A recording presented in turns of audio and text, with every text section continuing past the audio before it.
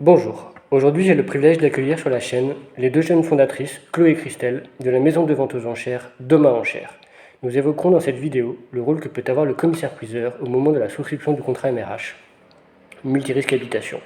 Une série est actuellement en cours de diffusion sur la chaîne pour expliquer les garanties du contrat MRH. J'ai pu échanger avec les deux fondatrices suite à la publication de leur article sur LinkedIn Assurer les objets précieux. Leur démarche m'a intéressé et j'ai pris contact avec elles. Je vous propose donc d'accueillir nos deux spécialistes pour évoquer le rôle que peut avoir le commissaire-priseur dans l'assurance des objets précieux. Bonjour Nicolas, merci beaucoup de nous recevoir. Écoute, je propose qu'on se présente d'abord. Christelle, je te laisse commencer. Moi j'ai 32 ans, je suis née à Dijon, en Bourgogne. Je suis venue à Paris en 2008 pour une prépa Unipocagne que j'ai poursuivie avec une prépa juridique avant d'intégrer le magistère de droit des affaires de Paris 2. J'ai travaillé quelques temps en cabinet d'avocat et puis j'ai repris les études pour l'histoire de l'art à la Sorbonne et l'école du Louvre et j'ai passé le concours pour devenir commissaire-priseur et voilà. Et donc j'ai créé la maison de vente Doma Enchères avec Chloé. Exactement. Et alors moi je suis originaire du Nord, dans lequel j'ai fait mon master 1 de droit à Douai, puis choisi d'aller à Lyon pour un master spécialisé, le master de droit et fiscalité du marché de l'art, parce qu'avec l'intention de passer le concours de commissaire-priseur que j'avais découvert avec mon oncle qui est commissaire-priseur à Lille. Ensuite j'ai fait ma licence d'histoire de l'art avec Lille 3, puis révisé pour cet examen difficile. Et c'est comme ça qu'on s'est rencontrés d'ailleurs avec Christelle, parce que on s'est rencontrés lors de la formation. C'est en fait une formation qui dure 2 ans, avec des cours et un apprentissage en maison de vente pendant 2 ans. Et on a fait partie du bureau de l'association des élèves en 2019. C'est une année qui a été un peu difficile parce qu'habituellement on a une salle qui nous est un peu réservée au musée de la chasse. Et nous, c'était la seule année où c'était indisponible et on a eu plein de difficultés à organiser cette soirée. Mais bon, ça a permis de nous rendre compte qu'on travaillait bien en duo, ça nous a rapprochés et on a discuté, on partageait la même vision du métier.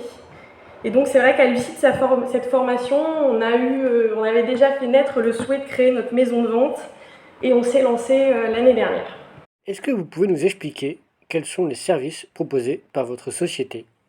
Comme toutes les maisons de vente, on organise des ventes aux enchères de mobilier et d'objets d'art.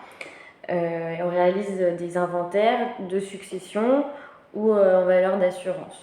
Alors, on pourrait peut-être expliquer qu'est-ce qu'un inventaire. Donc un inventaire, c'est une liste détaillée, précise de tous vos objets, chiffrés, qu'on vous rend à l'issue de la prescription sur laquelle on intervient, que ce soit en cas d'une succession ou en assurance, à laquelle on intègre également, si nécessaire, des photographies. Quelle est la spécificité de votre cabinet, s'il vous plaît? Alors, on a toutes les deux une solide formation juridique. Christelle a fait le magistère de droit des affaires à Assas et moi j'ai un master 2 en droit, ce qui n'est pas forcément une obligation pour passer le concours de commissaire-priseur. Donc nous, on a toutes les deux choisi d'approfondir ce côté juridique dans le cadre de nos formations. Et ça nous permet en fait d'ajouter une forme de dimension de conseil à l'activité traditionnelle du commissaire-priseur. Surtout quand on intervient avec des notaires et des avocats, on peut plus facilement échanger et comprendre les conséquences et les incidences. Et c'est vrai que pour le sujet qui nous concerne, on regarde en détail le contrat des clients avant de faire l'inventaire. Comme il n'y a pas de définition légale de l'objet précieux, il faut regarder au cas par cas dans les contrats multirisques habitation et voir quelle peut être la distinction entre les biens meubles communs que possèdent les clients et les objets précieux, selon la définition de leur assureur. Alors, vous parlez d'objets précieux, est-ce que vous pouvez nous en donner la définition, s'il vous plaît? Alors, les objets précieux, c'est des biens meubles. C'est-à-dire, c'est comme les chaises, les tables, c'est tout ce qui peut se déplacer. Donc, c'est une sous-catégorie des biens meubles. Le problème, c'est qu'il n'y a pas de définition légale. Donc, il faut regarder les conditions générales des contrats d'assurance. Et souvent, il faut se méfier parce que par un jeu de seuil et de plafond, il arrive souvent que les objets précieux, donc qui sont en général supérieurs à une somme définie par le contrat d'assurance, par exemple, ça va être les tableaux au-dessus de 2 000 € ou les objets de verrerie au-dessus de 2 000 €. En fait, il arrive souvent qu'ils soient moins protégés que les meubles traditionnels. C'est-à-dire qu'on peut se retrouver avec des plafonds assez bas d'indemnisation des objets précieux qui vont être beaucoup plus bas en fait que les plafonds d'indemnisation d'une table classique. Donc c'est là qu'est la difficulté dans la définition et la protection des objets précieux. C'est une question justement de définition, de seuil et de plafond. C'est donc pour ça qu'il est important de s'arrêter sur la définition des objets précieux dans le contrat d'assurance. Exactement.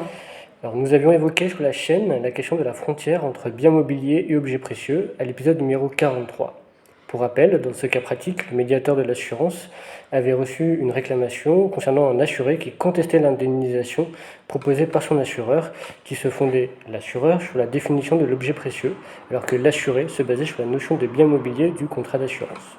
Le médiateur avait pu constater que les objets précieux, les bijoux en l'occurrence, rentraient dans la définition des objets précieux précisée dans le contrat MRH. L'assureur avait donc appliqué à bon droit une indemnisation basée sur une clause spéciale du contrat MRH et non sur la définition générale des biens mobiliers. Pour plus de précision, je vous renvoie à l'épisode numéro 43. Chloé souhaite évoquer un autre cas médiateur. Exactement, le médiateur des assurances a également parlé d'un cas dans lequel interviennent des collections de livres. En fait, c'était un assuré qui s'était fait voler 3 collections de livres dans le cas d'un cambriolage. Il n'était absolument pas assuré du tout d'ailleurs pour la notion d'objet précieux, donc il était assuré pour son patrimoine mobilier à titre général, mais avec un plafond de 0 pour ses objets précieux. Donc afin d'être remboursé de ce vol, il a fait valoir la valeur unitaire des livres, afin de pouvoir rentrer finalement dans la définition, de ne pas rentrer en tout cas dans la définition d'objet précieux. L'assureur n'était pas d'accord parce qu'il a fait valoir le fait que ces livres, de par leur quantité, constituaient 3 collections distinctes de livres, que chacune des collections avait une valeur supérieure à 2000 € et que de ce fait devait être défini comme un objet précieux et donc, dans le cadre de son contrat, n'était pas assuré. Et malheureusement, le médiateur des assurances a tranché en faveur de l'assureur. Et finalement, c'est une perte de plus de 20 000 € pour cet assuré. Donc voilà, c'est pour ça que cet exemple donne bien l'importance et ce qui peut être nécessaire de faire quand vous avez un doute sur la couverture de vos objets précieux. Et c'est ce qu'on a voulu montrer à travers notre article. C'est que ça peut être intéressant de faire appel en amont à un commissaire-priseur pour bien déterminer sur quelle protection sont vos objets. Et donc en vous basant sur ces cas médiateurs et en vous basant sur votre expérience, pouvez-vous nous faire des préconisations, s'il vous plaît? Alors il y a 3 grandes possibilités. Il y a des contrats spécifiques objets précieux. D'abord, il y a les contrats en valeur déclarée. Donc ça, c'est établi par l'assuré seul. Il établit une liste de ces objets avec une évaluation. Et cette évaluation globale agit comme un plafond, comme on a vu dans les contrats multirisques habitation traditionnels. Le danger de faire ça tout seul, c'est que si on a sous-évalué, on ne sera pas bien assuré. Et si on surévalue, on va payer une prime qui va être supérieure au niveau d'indemnisation qu'on aura en cas de dommage, puisque l'assureur va procéder à un réajustement en fonction des valeurs du marché au moment du sinistre. Donc c'est important de se faire conseiller par un commissaire-priseur en cas de contrat en valeur déclarée. Il y a une autre possibilité, une deuxième, le contrat en valeur agréée. Donc dans ce cas-là, c'est un accord entre l'assureur et l'assuré qui s'entendent sur la liste des objets précieux assurés et leurs estimations. Donc dans ce cas, il n'y a rien à prouver en cas de sinistre, il n'y a rien à faire, tout le monde est d'accord, sauf qu'il y a des incidences fiscales qui sont parfois difficiles à arbitrer. Donc c'est pas forcément un contrat qu'on va conseiller à tout le monde en raison d'implications juridiques à bien prendre en compte. La troisième solution, et c'est celle qu'on préconise nous et qui s'applique à la grande majorité des cas, c'est un contrat multirisque habitation classique qui sera associé à l'inventaire d'un commissaire-priseur, mais que la personne garde dans un coin. Ça a plusieurs avantages parce que ça permet éventuellement un rehaussement du plafond capital objet précieux Quand on sait ce qu'on a, on est mieux à même de négocier avec son assureur. Ensuite, ça fournit une preuve de l'existence et de la valeur des biens en cas de sinistre, parce que parfois, ça peut être difficile d'apporter la preuve qu'on avait une bague, qu'on avait une montre et ce genre de choses. Donc là, c'est sûr, il y a une description avec une valorisation par un professionnel, par un commissaire-priseur.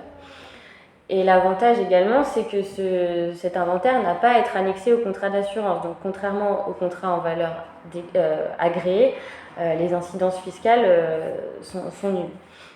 Voilà, donc c'est notre précanisation générale, c'est quand même un contrat multirisque habitation classique associé à l'inventaire d'un commissaire-priseur. C'est vraiment ça, en fait, nous on sait vraiment identifier et déterminer quel peut être l'objet précieux, donc finalement l'objet un peu à risque dans votre intérieur, regardez votre contrat d'assurance, vous offrir un conseil, et voilà, nous on décrira, on va évaluer vos objets et on pourra au mieux vous conseiller. Alors je vous propose de conclure.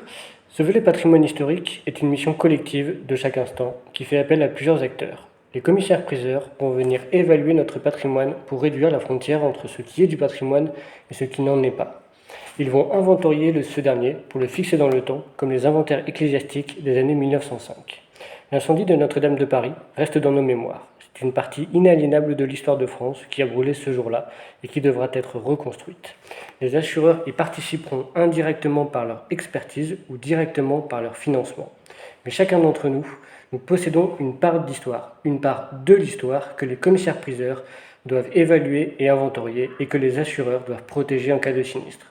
Le commissaire-priseur va alors aider l'assuré à mieux connaître son patrimoine, à mieux le protéger, à mieux se connaître lui-même. Et c'est ce que nous avons voulu vous expliquer dans cette vidéo. Merci beaucoup Nicolas de nous avoir reçus pour cette interview. Et merci à vous. Merci Nicolas.